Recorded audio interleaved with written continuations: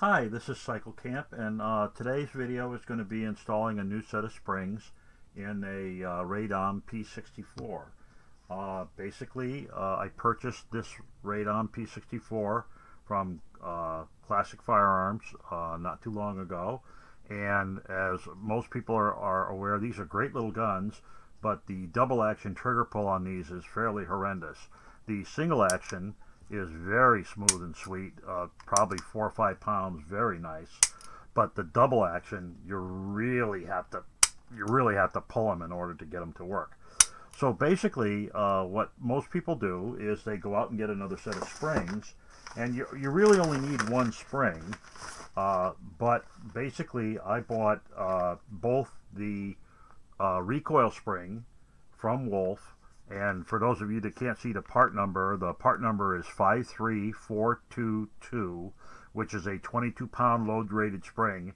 There's also another smaller spring included in there. I don't recall right off the top of my head what that was for, but that is included. And then the other thing that you would get, depending on if you know what you want already or you don't, is a trigger spring. And the trigger spring is the one that really does the work. Now, I elected to get the set. They sell these in a pack, a 3-set pack. The stock number is 32358, and that is the hammer spring set for the Makarov. And these basically come in several different weights, and we'll talk about that some more when I actually go to open them. So basically, I'm going to do this all in a single take, and I'm not used to doing this. I've never made a video like this before, so please hang with me. So first we're going to I should have said already, I'd already cleared the firearm. Obviously, here I am dry firing it earlier. I had already cleared the firearm, so no problem there. So basically, we're gonna drop the magazine, and then in order to break these down, you pull down on the trigger guard and you set it off to one side. You pull the slide backwards, lift up, and pull out. Sorry, I didn't pull far enough. There we go.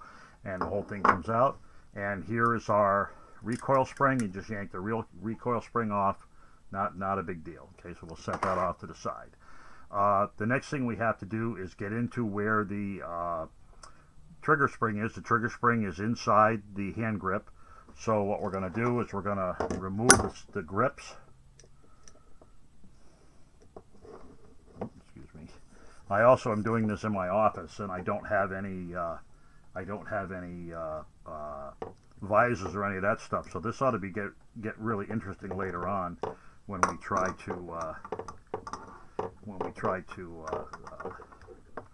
put the spring apart and put it back in. I'm going to set the screw apart, and mine didn't fall out. Usually the backing nut on the back of this, usually that falls out, but today it didn't, so we're in good shape there. Okay, so now we have the hand guards removed, and you can see here is the trigger spring right here, and the trick to this is going to be to use this hole, which you may or may not be able to see. I'm going to bring it up as close to the camera as I can, but I don't think you're still going to be able to see it. But in the shaft that this spring is attached to, there is a small hole right here. And we're going to put a retention device in there, which we're going to make right now out of a paper clip that I'm just going to grab out of my office drawer here. So here's the paper clip we're going to use to keep that spring from popping out.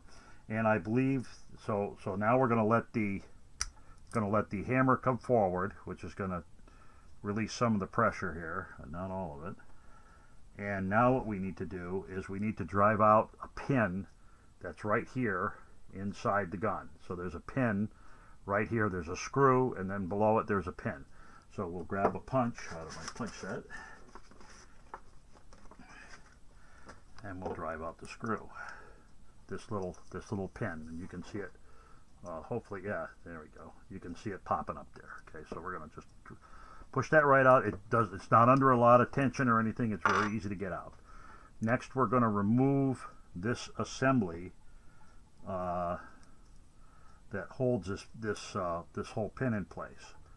So that's what we're gonna do next, if I can figure out how. So the next thing we need to do is take this little piece. Do I push that up, or is there another pin that's got to come out? Well, it looks like there's another pin that's got to come out. So let's take another punch, and let's grab another. Yep, there's another pin that has to come out. So there was a pin right here. There was another pin that had to get popped out, so I popped that other pin out. And as you can see, when I set it down, it actually just came apart on its own. And then you just drag this little piece right out, and now you've got everything you need to do the job. Now, the object of the game here is we're going to need to push down on this, and then release the pressure on the. Then we're going to let the captured spring. This spring is captured right now, and we're going to have to release the spring. And I may have to stop this and go back and do this downstairs in my vise. I'm not sure, because that might just be too much pressure on there, but we'll see. But the object of the game is to take it off the machine here. So here's the original trigger spring that's now been released from this, and that releases the trigger spring that we're going to replace. Okay, so in our bag of parts, we have a set of springs. So let me open this up. I probably should have pre-opened all of these before I started the video. That would have been a lot smarter, but that's okay. So we'll take this section of springs here. Let me just get a letter opener so I can get this bag open. It's one of those hermetically sealed bags. There we go. Okay.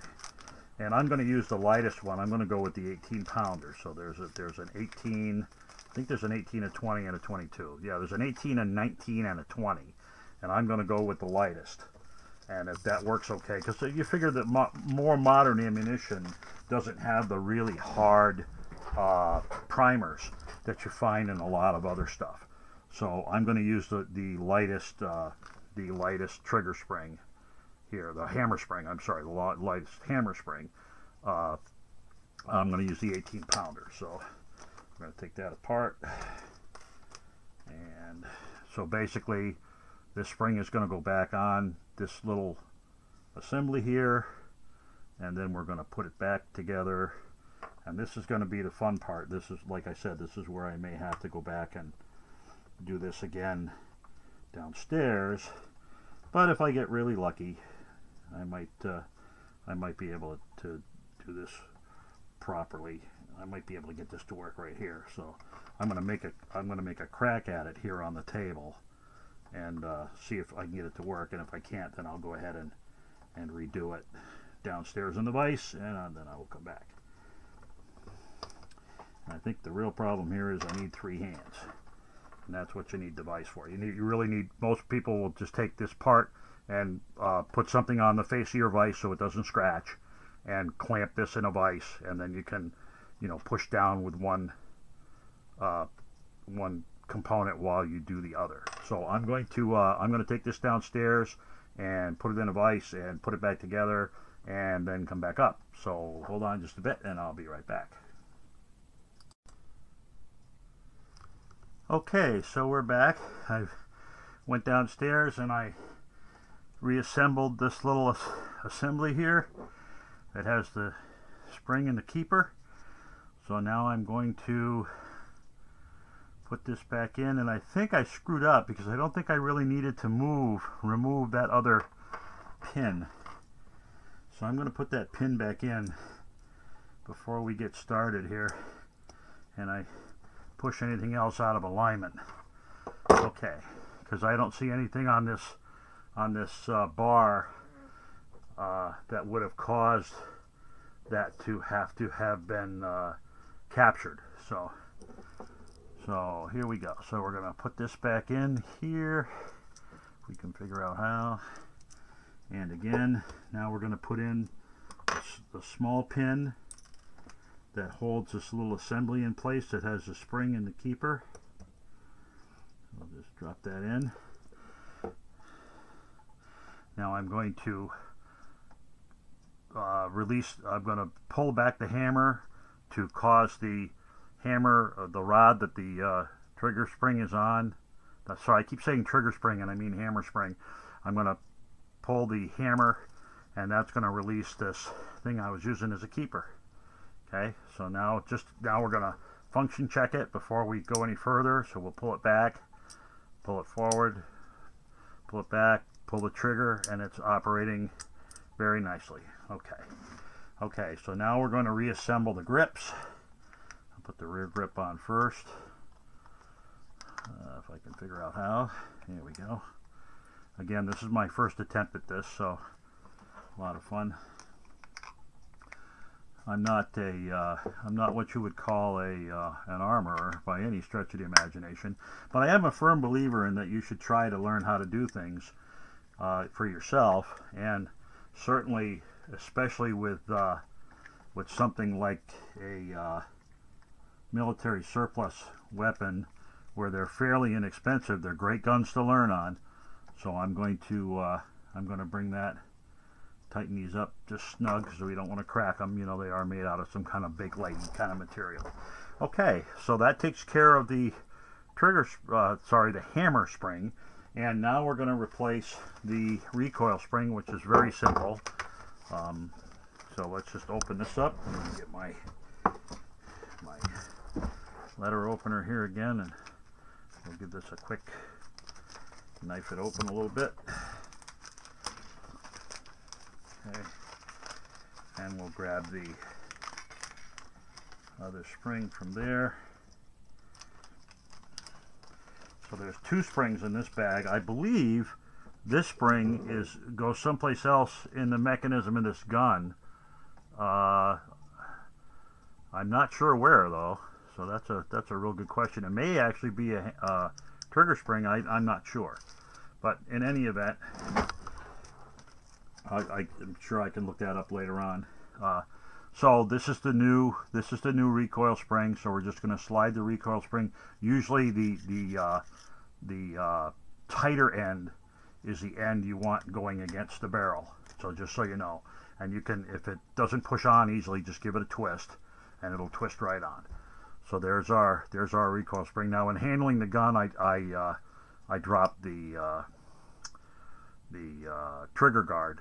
You know, I let it fall back in place, so it's not going to work. So I had to pull that back down before I try to reassemble.